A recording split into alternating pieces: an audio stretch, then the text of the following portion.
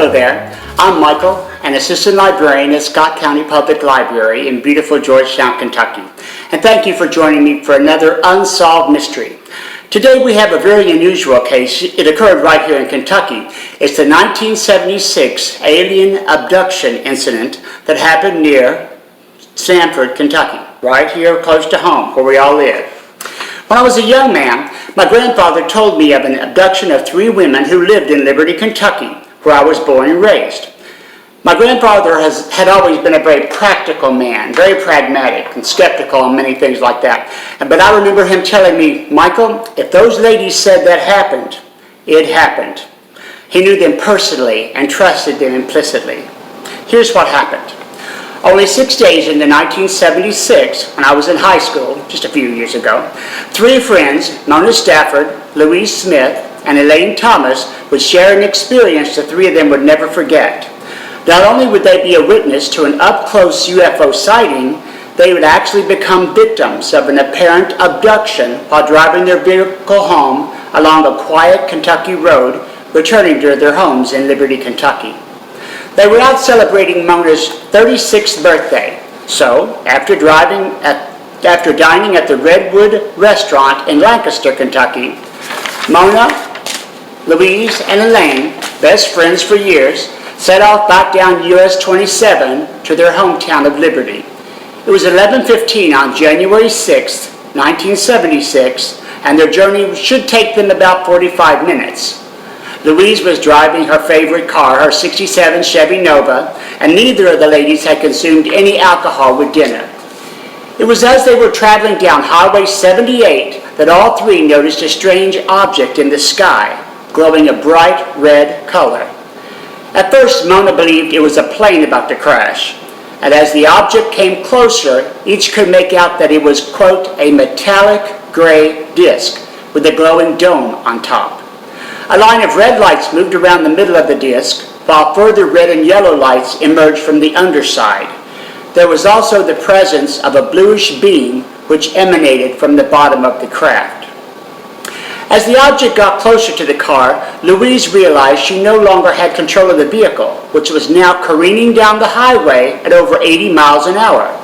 Mona reached over and tried from the passenger seat and tried to help get the steering wheel under control to help Louise gain control of the car, but that didn't help much. The car seemed to be stalled. The engine stopped, yet they continued to move at a high rate of speed, and the steering wheel remained locked. The craft continued with them. At one point, the blue beam shone inside the car, illuminating the entire interior in a pale blue wash. Louise would later recall the vehicle began to fill with, quote, haze-like air, a sort of fog, end quote. Shortly after, each woman began to feel an intense burning sensation and pain in their heads. A bump momentarily stopped the car before it was smoothly pulled back. Then they blacked out. The next thing any of them knew, they were back on the quiet road with the car in motion, heading towards Liberty. Each recalled the events, but they did not know how they arrived at their current location, and they could still feel the burning sensation on their bodies, and each woman was beyond confused and frightened. They continued the small part of their journey to Louise's home.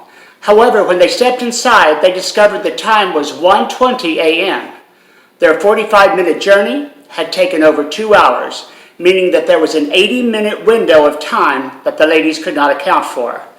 They tried to gather themselves together and discovered that each of them had a red mark, kind of like a burn, on the back of their necks, and they all reported that they had a burning sensation in their eyes.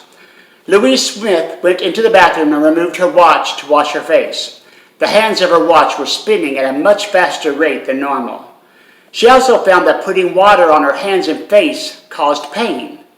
They went next door to the home of Mr. Lowell Lee and told him what happened. He had them each separately sketch the object they had seen, and of course the drawings were extremely similar.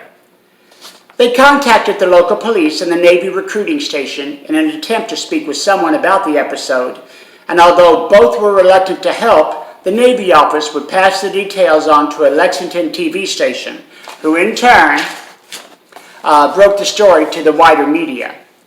Once UFO researchers and investigators received word of the bizarre incident, they would descend on the small town of Liberty.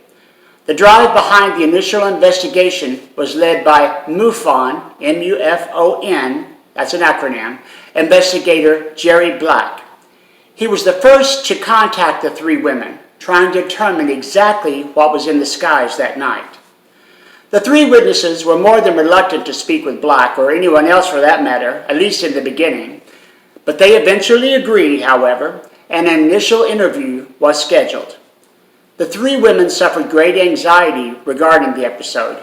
Each was still suffering pain from the burning sensation, and each was struggling with maintaining focus in the regular day-to-day lives.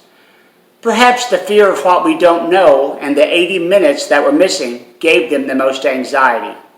Black decided that they could find out what happened, maybe through hypnotic regression. And Jerry Black made several notes during their initial conversation. For example, as well as eye infections from the burning they had felt in the car, Louise had a $50 pink-gray mark on the back of her neck. Even more unusual was the reaction of her pet parakeet, which would usually greet her happily upon her arrival home. On the evening following the incident, however, it displayed actions of fear, even attempting to escape and fly into the side of its cage. This reaction continued any time Louise approached the cage until the bird died a few months later. Louise's watch continued to move erratically, and the electrical system continued to have problems in her car's headlights and signal lights. Aside from the mental stress that each woman was undoubtedly under, each of them was generally unwell as a result of their ordeal. And because of this, the investigation and hypnotic regression was postponed temporarily. Their case, however, would soon come to the attention of respected UFO investigator Dr. Leo Sprinkle. As before, the three witnesses were reluctant to participate due to the same anxiety as before. When it was agreed that none of the information from the sessions would be made available to the wider UFO community until they gave permission to do so, they agreed to take part in the session on March 7, 1976. So, what did the hypnotic regression find? Although the initial hypnotic sessions were tentative ones, the follow-up session in July of 1976, they were much more revealing. They would also contain lie detector tests conducted by Detective James Young of the Lexington Police Department. Each woman passed the lie detector test with no hint of deception. When the car had experienced the bump, which was each woman's last conscious memory, it had been lifted by some strange traction into the craft. Each woman would be subjected to a physical examination, and each recalled their bodies held down by a force they couldn't locate. Their bodies were scanned, and they would occasionally feel an unpleasant pressure on their limbs. Each woman would also recall a strange warm liquid which was carefully applied to their face and upper body. All three would describe shadowy figures that would float or glide above them. Every now and then they would notice eyes hovering above them. Despite the haziness of the descriptions, all described these figures as humanoid with, quote, jagged hands and about 4 feet tall. Although they couldn't recall the content of the communication in any detail, each woman would state that the strange humanoids would use telepathy to talk to them. Mona later recalled that at one point she was looking down at a table. On it was a helpless woman with several creatures dressed in white examining them. She wasn't sure if it was one of her friends or even herself who was viewing from an out-of-body experience. The skeptic might ask, well, did anyone else see this big craft? And the answer is yes. Other witnesses did see something strange that night in the vicinity of the abduction, and at the same time as these three women reported the incident occurred. After just 11:30, an anonymous couple reported a, quote, large luminous object flying over their house. Two teenagers who were driving near the Angel manufacturing plant in Stanford witnessed a disc-shaped object. They would report red-orange lights around the side. And several other people would make reports to local police that evening of reddish-orange lights in the sky. And perhaps one of the most interesting of these, apparently corroborating reports, would come from the owner of a farmhouse only yards away from the abduction site. The farmer claimed to have seen a low-flying object just down the road from his farm. He reported this object, quote, shot a beam of light down to the ground, end quote. All of these reports match the craft described by Louise, Elaine, and Mona. What is perhaps most unnerving for these secondary witnesses is they appear to have watched an abduction unfolding before them. The two teenagers, it would seem, witnessed the craft either heading towards or from the women, and the farmer almost certainly saw the actual abduction when he saw the beam of light, and the anonymous couple probably saw the craft as they were heading away to destinations unknown.